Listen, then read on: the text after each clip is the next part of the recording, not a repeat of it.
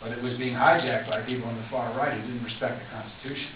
And we can do better than that, and we are going to do better than that. But the way to do better than that is not to get out of politics when things don't go your way, is to continue to make changes. But I used to say, when I was chairman of the Democratic National Committee, I would tell people from time to time, they didn't want to hear this in Washington, of course most of them didn't want me to be chairman anyway. I said, you know, I didn't take this job because I love the Democratic Party, although I do love the Democratic Party. I took this job because I want change. I want real change. So the object here is not just to elect people to the presidency and the Congress and so forth and so on. The object is to get them in there and then hold their feet to the fire so they don't forget why it was that they got elected.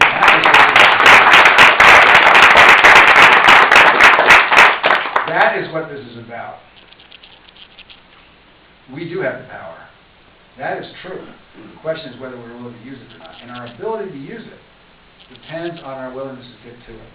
I don't ask you in midterm elections, because I know it's not as exciting as having somebody run for president, especially the third president of your generation. I don't ask you to go out and sleep on floors and all that kind of stuff. But we have got to make sure that New Mexico doesn't slide back into a red state. You know, people have moved ahead in New Mexico when we've had Democrats running. And that's not going to happen if we have Republicans running. So we really do have to pay attention to Congress. We've got to pay attention to the state legislature. We've got to pay attention to the governor's office, the Secretary of State's office. That stuff matters a lot. And it's not as exciting when somebody runs for president and we're going to change the world, but it has to be done. Being in a democracy requires obligations, not just freedoms. We always talk about freedom in this country. I hate talking about freedom in this country. The reason I don't like talking about freedom is because people always want to talk about their rights, and they never want to talk about their responsibilities. People who serve in the armed forces always say that freedom isn't free. Well, it's not, and they often end up paying the price for that. Freedom isn't free. What freedom demands, what freedom demands of us, and what democracy demands of us, is working at it.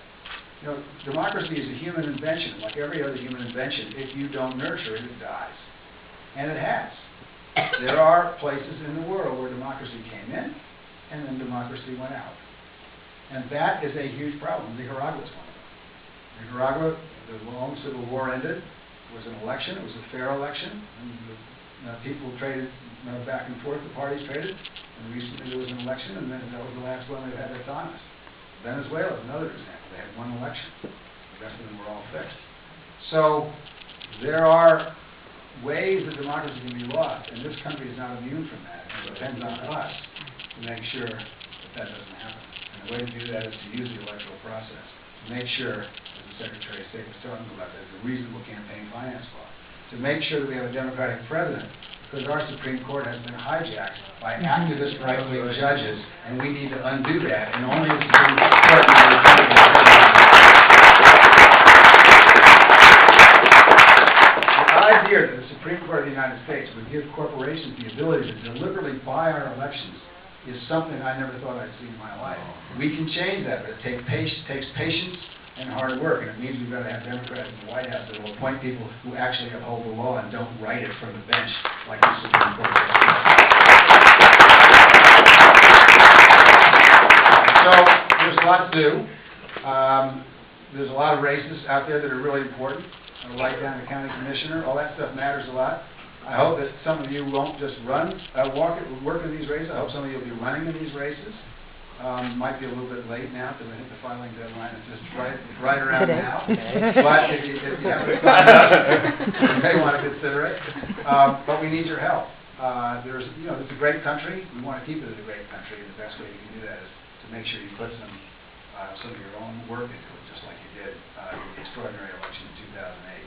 So thanks very much. Happy to take comments, questions, and in the true tradition of the Democratic Party,